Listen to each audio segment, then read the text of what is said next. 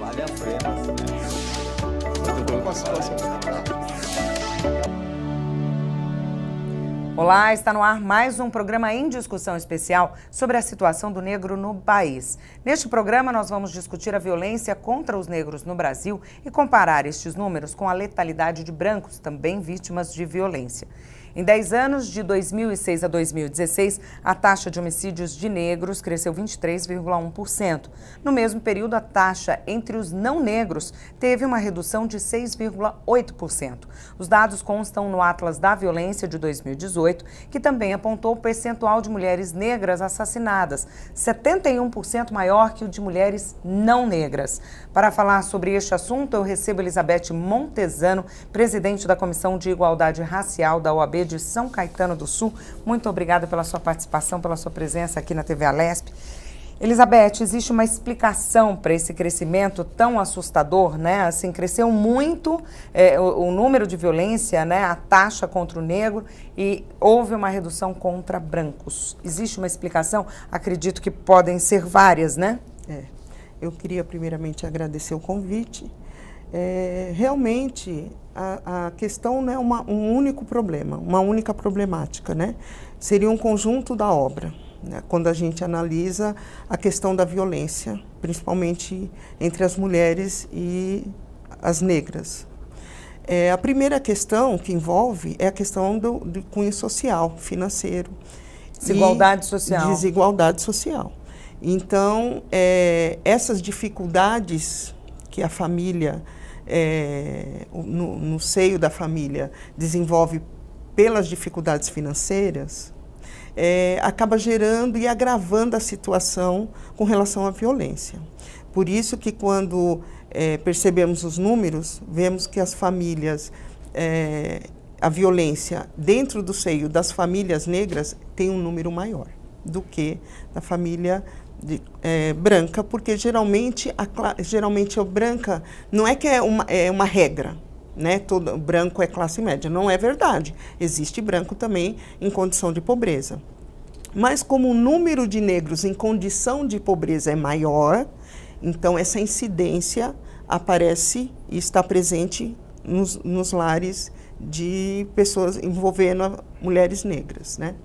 Mas existem outros fatores também que eram de grande importância, como a dificuldade, o acesso à escola, a criação dos filhos, a renda bem menor, né? E isso faz com que o vício, né? Com relação a drogas, ao álcool, existe também pesquisas que demonstram que o homem negro, ele tem, vamos dizer assim, não é que ele é tendencioso, mas ele faz uso de álcool muito mais que o homem branco, e que pela questão social, a questão racial.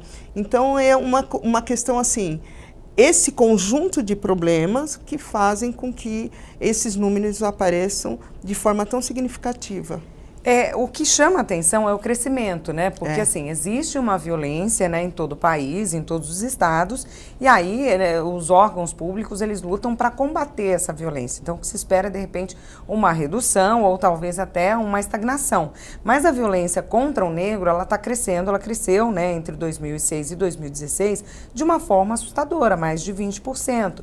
Então, é isso que chama a atenção, né? O que mudou para crescer? Porque a desigualdade social já existia antes de 2006, né? Essa realidade, de repente, da periferia já existia, né? Por que nesses 10 anos teve um aumento tão significativo? O que aumentou? É intolerância? É um preconceito que, ao invés, assim, de regredir, ele está crescendo? O que a gente percebe é que, assim, nesses últimos 10 anos, as políticas públicas voltadas para essa questão da família, da desigualdade com relação financeira, social e até racial, não têm sido muito implementadas. As leis existem, estão aí, são perfeitas, né?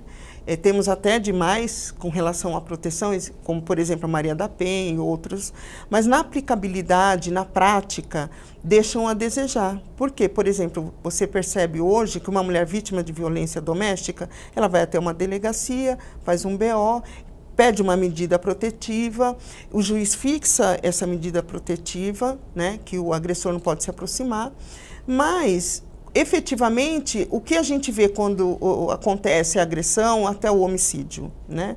O feminicídio, é que o Estado não tem condição de proteger essa mulher. As pessoas apostam na impunidade. Na impunidade. Né? Mas isso com relação a tudo, né? Não só com relação à violência contra o negro, né? E aí, essa falta de efetividade e cumprimento da lei faz com que esses números realmente aumentam, porque o Estado não cumpre seu papel e não tem política, por exemplo, um abrigo para abrigar. Olha, você foi vítima de violência, você está correndo risco de vida, você não tem para onde ir com os seus filhos, tem um abrigo, vamos fornecer uma passagem para você ir para a casa da sua mãe, que de repente mora em outro estado. Né? Então, não tem a vítima, ela fica restrita ao ambiente da violência. E por isso que às vezes a gente vê, elas falam assim, ai, mas ele é bom pai, ele não deixa faltar nada. Isso a gente está entrando mais na violência contra a mulher. Contra a mulher. Né? A violência contra a mulher negra, ela é maior do que a violência contra a mulher branca? É assim, na verdade, o que a gente tem de números, sim. Por quê? Porque quanto menor a condição e a vulnerabilidade dessa mulher, ela procura apoio, ela vai ao CRAS, ela vai ao CREAS, e aí é feito um registro, então já se sabe que ela é uma vítima, ela é vulnerável. A mulher branca, e geralmente a classe média, às vezes, quando ela vem a público denunciar a violência, ela nunca nem fez um BO, um boletim de ocorrência.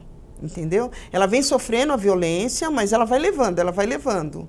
E, às vezes, a diferença com relação a uma família e a outra, que realmente a gente volta ao ponto da questão social e financeira, é que, assim, quando da família de menor renda, ela se vê obrigada a procurar, porque se ela tem uma medida protetiva, o marido, o pai dos filhos não pode ir até lá. Né? Então, assim, ela precisa de apoio. Né, financeiro e tal. Então ela procura, porque ela tem que entrar com uma ação, ela tem que pedir alimentos, ela tem que... E às vezes a mulher, a família branca, a mulher branca, ela tem condição, ela tem um emprego, ela é reconhecida na sociedade, ela tem um emprego com carteira assinada, um contrato de trabalho razoável, ela vive numa condição melhor, necessariamente, às vezes, ela não precisa imediatamente daquela pensão ou daquele apoio financeiro, a família tem o apoio da família. Entendeu? Então, assim, às vezes a família... como que você vai, a família que tem menor condição financeira, ela procura uma irmã, uma mãe, uma tia, chega lá, a mesma condição. Então, ela vai se juntar com 2, 3 crianças, com outra que também paga aluguel ou mora numa comunidade, uma questão num terreno invadido. Eles não têm o que comer. Então, ela vai até o Estado, até o município, até o Estado, e ela fala, olha, eu preciso de uma cesta básica, meu filho frequenta, toma vacina no posto de saúde. Percebe como o Estado tem um acesso a essa pessoa? E a outra família não. Às vezes eles fazem a vacinação numa clínica particular. Então o Estado não tem esse controle. Então quando a gente fala dos números, que a gente fala, bom, é uma média. É certeza? Não. Né? As estatísticas são furadas, assim, né? Não mas totalmente furadas, mas existe uma o subnotificação, né? Nem tudo que acontece realmente consta nos números. Mas é melhor ter assim do que não ter nada, né? Com relação à violência, de uma forma geral, contra os negros, né? Independente do sexo e da idade, existe uma diferenciação de acordo com o estado ou com a região do país? Olha, existe. Por exemplo, no Nordeste, os números apontam que a violência com relação à população negra é maior do que no Sul-Sudeste. Existe uma explicação para isso? Lá tem mais negros? Então, aí a gente vai entrar numa outra questão. Por exemplo, a pessoa se declarar, e aí a gente volta à estatística de novo. Porque, às vezes, você olha para a pessoa e você diz, essa é uma pessoa negra. Porque o tom de pele te leva a entender que é uma pessoa negra. Mas quando o censo, os órgãos de pesquisa, a senhora se declara, a senhora é branca, parda ou negra? Ela fala, eu sou branca, ou eu sou parda. Né? Isso aconteceria mais no Sudeste e no Sul, é isso? Olha, eu acho que acontece mais no Nordeste.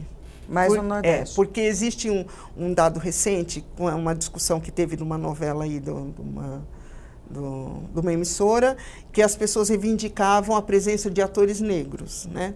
Que a novela ocorreu em Salvador. Só que em Salvador, pelo censo, é o estado onde tem menos negros do país. E no Rio Grande do Sul, por exemplo, o número é maior. Então, quando a gente fala, nossa, mas no Rio Grande do Sul a maioria é branca. E por quê? Porque as pessoas não se declaram negros. Então, assim, quando o Estado faz uma política para negros, né, eu preciso que os negros se declarem negros. E, às vezes, a pessoa não quer... a gente não tem como falar, não, você não é branco, você é negro. Mas ela se declarou branca, às vezes parda, né? E aí você não consegue atingir essa população. Então não é que nos estados do Nordeste tem uma violência maior contra o negro. A notificação é que está diversa ali, ela que está confundindo essa informação. Porque aí quando a pessoa, por exemplo, a pessoa vítima de violência, ela chega na delegacia, ela vai fazer um BO. Mas o delegado não vai perguntar para ela, escuta, o senhor é branco, negro ou pardo? Percebe? Então, no BO, ele faz a descrição da pessoa que se... Mas existe o seguinte, outro dia estávamos conversando no consórcio com relação a essa questão de se declarar. E os funcionários públicos se sentem coagidos a perguntar, como se estivesse ofendendo a pessoa. Ah, e o senhor é negro? Né? Até porque não se pergunta assim. Né? Então, falta um despreparo também com relação a isso. E aí a pessoa vai fazer um boletim de ocorrência, o escrevente olha para ele e fala, ah, esse é negro, ele coloca lá. Mas esse número do boletim de ocorrência não entram para as estatísticas. Tanto é que ele fala, olha, o número de violência é X. Quando um pesquisador que vai fazer um levantamento, tal, aí ele chega, mas é concreto? É certeza? Não, porque às vezes a pessoa não, eu sou branco, eu não sou negro. Quando ela vai ler, fala, vou ler o boletim. Não, eu sou branco, eu não sou negro. Né? Então, a gente não tem como precisar esses números quando aparecem nas pesquisas, né? Com relação à faixa etária, assim, a gente deu esses números, né, esse número crescente aí da violência contra os negros nos últimos 10 anos, né, de 2006 a 2016. Existe uma faixa etária que é mais vulnerável a essa violência? É o jovem, é a mulher, assim, é o idoso, enfim, como é que... Dentro da raça negra existe, em primeiro lugar, eu não sei se a diferença é muito grande, mas existe uma diferença pequena e as maiores vítimas com relação à faixa etária são os menores, né? Até 18, 22 anos no máximo, e as mulheres. São as maiores... É uma diferenciação de gênero e também de faixa etária. Tem esse recorte aí, né? Tem. E com relação aos jovens, isso pode estar atrelado ao tráfico de drogas? Eu queria, assim, dá para a gente, de repente, desenhar ou tentar supor aí as principais causas? Eu acredito que uma grande mazela do nosso século é a droga, né? Porque... as comunidades, os mais carentes, os negros, eles têm já o acesso é restrito, mas o acesso à droga não é. Né? A gente vê, infelizmente, que o acesso é fácil e está nas escolas, em todos os lugares. E a criança, o jovem, ele é vulnerável, né? E ele já vive uma problemática, às vezes, da violência dentro de casa, doméstica, com a mãe, o pai, aquela situação. E ele fica fragilizado, se sente excluído da sociedade, né? Porque as oportunidades também para ele são diferentes, né? E é um caminho que ele vai trilhando e quando se vê está envolvido sabe, no mundo do tráfico, do crime. Eu mesmo tive vários processos na infância que os meninos são presos por quê? Porque roubaram um chocolate no supermercado, porque tomaram um Red Bull, porque vão todos os dias comer naquele supermercado, então ele abre um pacote de biscoito e ele come, ele está com fome, ele vai lá comer, ele sabe que lá tem, ele come, abre lá dentro, até um dia que o segurança fala, chega, hoje chama a polícia que eu peguei ele comendo, ele vai ser preso.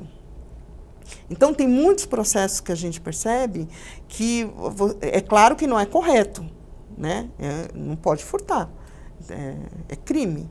Mas o que a gente percebe é assim, o adolescente, a criança, por essa condição, ao ponto que ele chega, o acesso à educação, às vezes a família, a mãe não dá aquela importância que ele tem que frequentar a escola, muitos processos contra a família por abandono intelectual, né?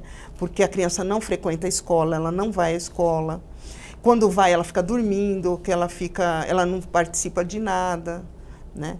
Então, o que percebemos assim, eu acho, ao meu ver, que os adolescentes são hoje as maiores vítimas com relação a esse abandono intelectual, esse abandono do Estado, esse abandono da família.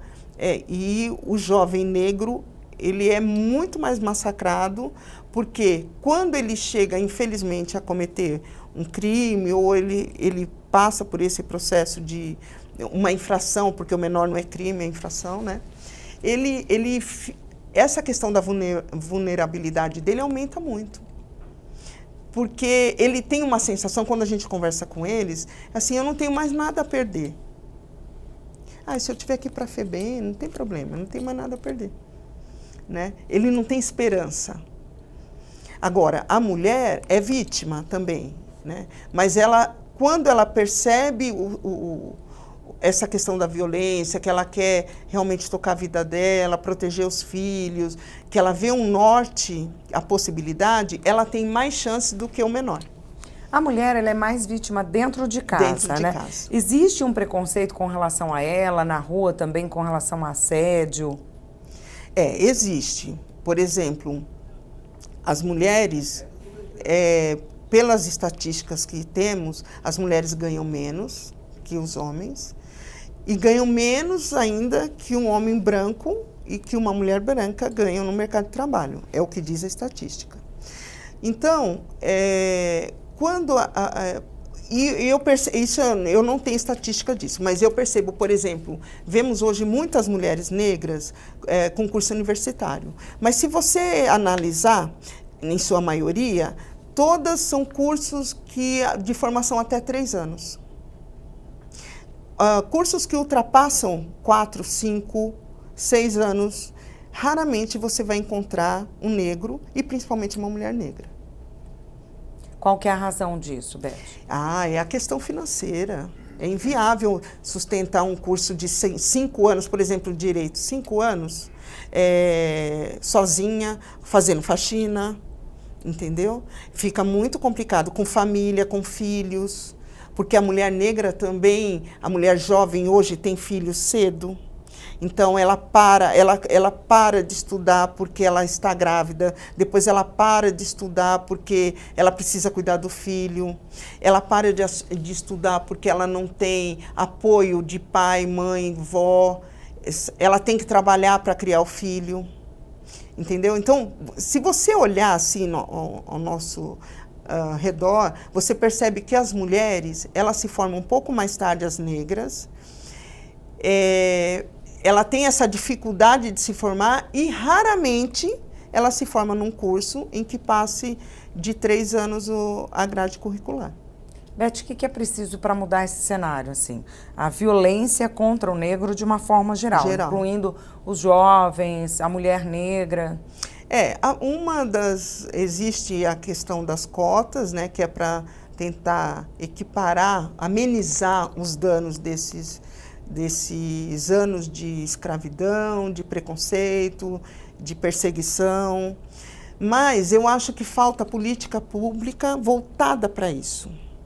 Por exemplo, quando a gente fala das cotas, é legal na escola, nas universidades, mas, por exemplo, um adolescente que ele saiu da Fundação Casa e ele tem, ele precisa do primeiro emprego, do jovem aprendiz. Então, o município, por exemplo, eu percebo lá em São Caetano, existe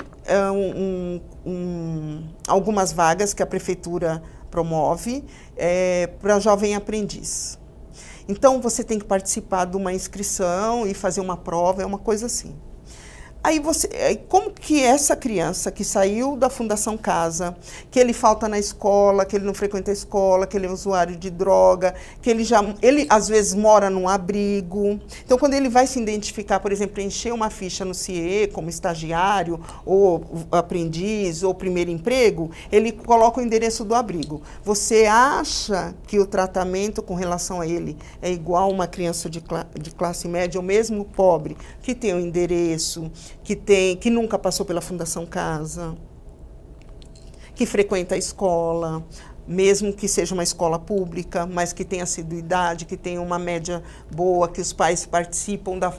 Você percebe a diferença? Então, assim, esse adolescente, ele já está condenado, neste momento, nessa idade, 16, 15, 16, 17 anos. Raramente ele vai chegar à universidade. Raras exceções, ele vai chegar à universidade, porque ele não tem apoio, né? E eu acho que é aí que o Estado falha, porque as leis temos, né? Os programas sociais temos, então vamos aplicar, vamos colocar em prática. Porque para você estudar bem, nós que já passamos por uma universidade, a gente sabe disso. Para você ter um rendimento razoável, médio, você precisa de apoio, você precisa comer bem, você precisa dormir, você precisa ler muito, né? Ter acesso à leitura, à internet, uma internet boa, né? Você precisa ter apoio com relação participar, ter disponibilidade de frequentar os projetos, de se inteirar, de estar junto. E se o adolescente ele não participa disso, ele não tem essa visão, ele não vai ter, porque os pais já não tiveram. Então, ele não tem de casa. Então, lá fora, ele também não tem. Beth, nessa última campanha, né, que elegeu tantos governantes aí, né, estaduais, enfim, né, o próprio presidente da República, a preocupação do brasileiro, né, nas pesquisas estava muito voltada à segurança pública, né? E o nosso programa está trazendo essa violência crescente contra o negro, né? Independente da idade, claro que em algumas faixas etárias o problema é ainda maior, né? Com relação à mulher também, ela é muito vitimada, né? Com relação a tudo isso. Mas assim, o que você acha assim para futuro, né? Qual a expectativa, qual a esperança, né? A gente teve aí esse aumento de mais de 20%, mais de 23% de 2006 para 2016, muito alto, né? Então, assim, algo que precisa ser combatido, né? Algo que precisa ser modificado, né? Qual que é a expectativa, a esperança aí para o futuro?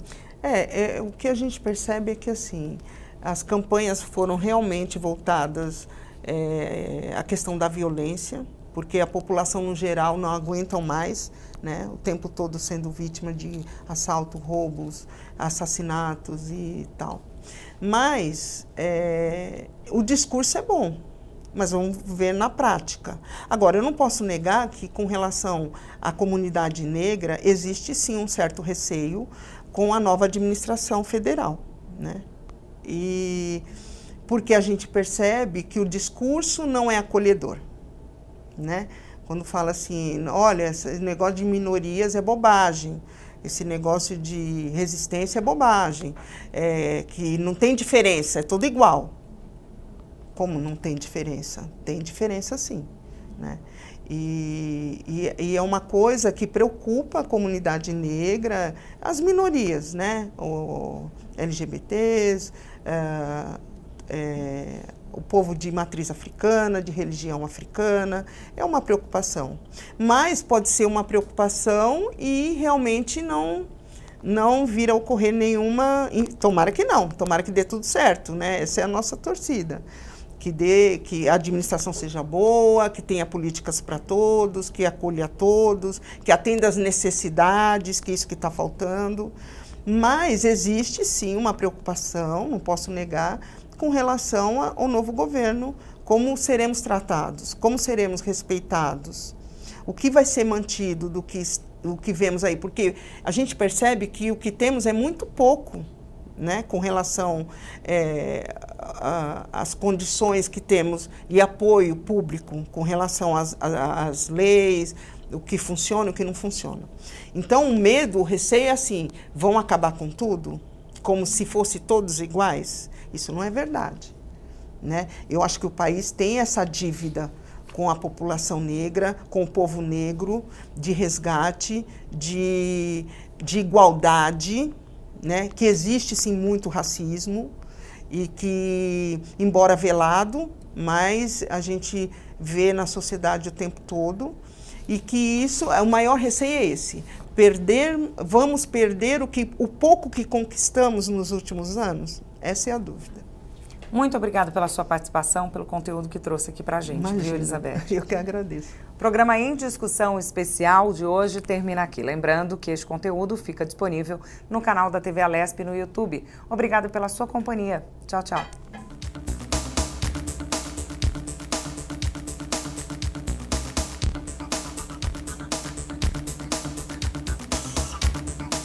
Vale a pena, né? Preocupação.